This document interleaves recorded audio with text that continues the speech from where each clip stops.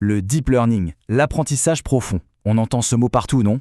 En fait, il est au cœur de plein de technologies qui transforment notre quotidien, souvent sans qu'on s'en rende compte. Mais alors, c'est quoi exactement? Comment ça marche cette IA qui a l'air de tout révolutionner? C'est justement ce qu'on va essayer de démystifier. Révolutionnaire et puissante. Ouais, les mots sont forts, ça donne tout de suite le ton. On ne parle pas juste d'une petite amélioration, hein. C'est un vrai changement de jeu. C'est vraiment le moteur derrière les avancées les plus dingues de l'IA de ces dernières années. Et d'ailleurs, pour s'en rendre compte, il n'y a pas besoin de chercher bien loin. Suffit de regarder ce qu'on utilise tous les jours. ChatGPT, DALL-E, Midjourney, mais aussi les assistants vocaux sur nos smartphones ou même les suggestions de séries sur Netflix. Eh bien, au cœur de tout ça, il y a le deep learning. Bon, ok. Maintenant qu'on a vu ça, pour vraiment saisir de quoi il s'agit, il faut remettre les choses dans leur contexte. Reprenons à la base. Dans le vaste univers de l'intelligence artificielle, où est-ce qu'on place le deep learning? Alors, l'image la plus simple, c'est celle des poupées russes. L'intelligence artificielle, c'est la plus grande poupée, le concept global. On l'ouvre et dedans, on trouve le machine learning. Et si on ouvre encore, bien au centre, on trouve le deep learning. C'est en quelque sorte la version la plus pointue, la plus spécialisée du lot. Là, il y a deux idées super importantes à retenir. La première, réseau de neurones multicouches. Et la deuxième, qui est peut-être la plus cruciale, apprendre à partir de données brutes. C'est vraiment là la grande révolution. Parce qu'avant, il fallait un peu tout mâcher à la machine, la guider. Maintenant, elle apprend une bonne partie du boulot toute seule. Et c'est ça qui change absolument tout. Le machine learning d'avant, il fallait qu'un expert vienne dire à la machine « Ok, pour reconnaître une voiture, cherche des roues, des fenêtres ». Il fallait définir les caractéristiques à la main. Avec le deep learning, c'est fini. Le modèle se débrouille tout seul pour trouver les caractéristiques pertinentes. Et c'est cette autonomie qui a libéré une puissance et une efficacité qu'on n'aurait jamais imaginé avant. Ok, le concept est là. Mais concrètement, comment ça se passe? Comment une machine peut-elle vraiment apprendre par elle-même? Eh bien, toute la magie, si on peut dire, se trouve dans l'idée des réseaux de neurones. Imaginons un instant un réseau dont le but est de reconnaître des visages dans une photo. C'est un bon exemple. Les toutes premières couches de neurones, elles ne voient pas un visage.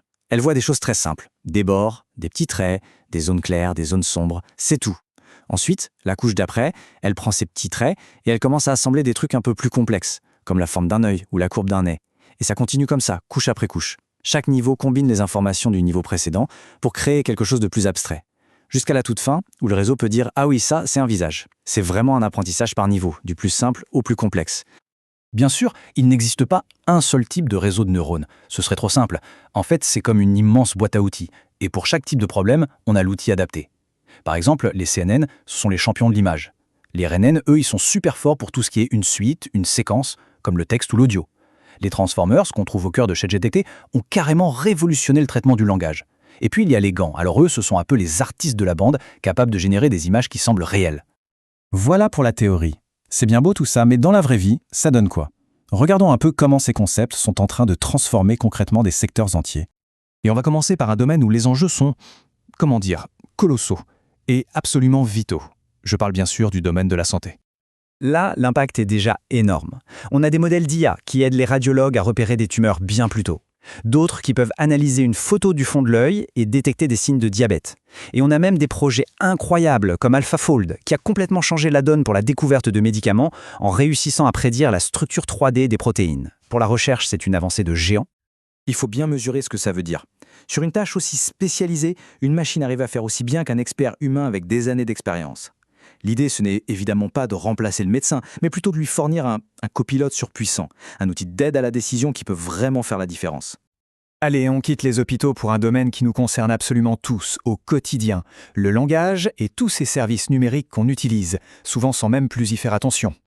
Quand on utilise la traduction automatique sur son téléphone, quand on voit des voitures qui commencent à se conduire toutes seules, ou même quand notre banque bloque une transaction suspecte en une fraction de seconde, eh bien derrière tout ça, il y a le deep learning. C'est devenu une sorte de système nerveux invisible qui fait tourner une bonne partie de notre monde numérique.